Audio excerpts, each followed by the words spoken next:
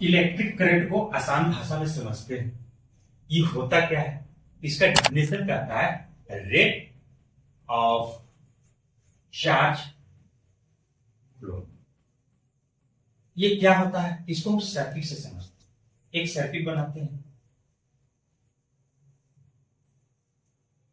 यहां पर एक सेल जोड़ दो, ठीक है। ये बड़ा वाला पोर्शन प्लस हो जाता है और छोटा वाला माइनस। यहां हम इलेक्ट्रॉन लेते हैं, यहां इलेक्ट्रॉन लेते हैं, इसका मूवमेंट इधर से इधर हो रहा है, ठीक है। अब समझते हैं डिफिनेशन क्या कह रहा है रेट ऑफ चार्ज फ्लो, ठीक है। तो चार्ज की बात करते थे, इलेक्ट्रॉन है, और रेट की बात करता है तो इतने समय में, यानी इस पॉइंट से इस पॉइंट आने में इसको कितना समय लगा, उसको हम क्या कहते हैं, रेट कहते हैं। इलेक्ट्रिक करंट को हम आई से रिप्रेजेंट करते हैं। अब इसका निकाल रहे हैं रेट ऑफ चार्ज फ्लो, यानी इस पॉइंट से इस पॉइंट आने में क्या टाइम लगा होगा, तो इसको हम टी क्यू, यानी चार्ज है, चार्ज को हम क्यू से रिप्रेजेंट करते हैं, और कितने टाइम लगेगा हम टी से रिप्रेजेंट करते हैं। बात समझ में आ रहा है। ये हो गया हमारा रेट ऑफ चार्ज फ्लो, ठीक है। इसको हम ऐसे भी लिख सकते हैं क्यू बाई, ठीक है। ये स्मॉल पोर्शन के लिए होता है, ये पूरे सर्किट के लिए होता है, ठीक है।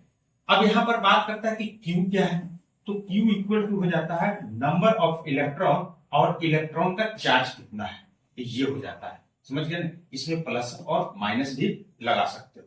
अब यहाँ ई का जो वैल्यू होता है माइनस में होता है 1.6 इंटू 10 टू पावर माइनस 90 गुना, ठीक है। अब समझ में आ गया। अब इसका हम यूनिट पे बात कर लेते हैं, तो यूनिट क्या होगा, तो करंट इक्वल टू क्या फॉर्मूला हो रहा है, क्यू बाई टी, ठीक है। तो क्यू बाई टी यानी क्यू चार्ज है, चार्ज का मैंने क्या लिखा, कूलम, तो क्यू हो गया, यानी क्यू का सी हो गया, ठीक है। और टाइम है तो स्मॉल पोर्शन यानी सेकेंड की बात करेगा, टाइम का सबसे स्मॉल क्या है, सेकेंड, ठीक है। ये हो जाता है हमारा कूलम पर सेकेंड, ठीक है। इस कूलम पर सेकेंड को ही क्या बोला गया, एम्पियर बोला गया। तो इलेक्ट्रिक करंट जो होता है उसका यूनिट जो होता है वो क्या हो जाता है, एम्पियर।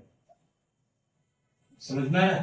तो पूछेगा तुमसे सवाल, कैसे पूछेगा कि 1 एम्पियर इक्वल टू कितने कूलम, तो 1 एम्पियर इक्वल टू कितने कूलम हो जाएगा। अगर बात करते हैं इसको फॉर्मूला में, तो 1 कूलम ऊपर होगा और 1 सेकेंड नीचे होगा, ठीक है। ये भी दिखा सकते हो, या कि 1 एम्पियर इक्वल टू हो जाएगा 1 कूलम पर सेकेंड, ठीक है।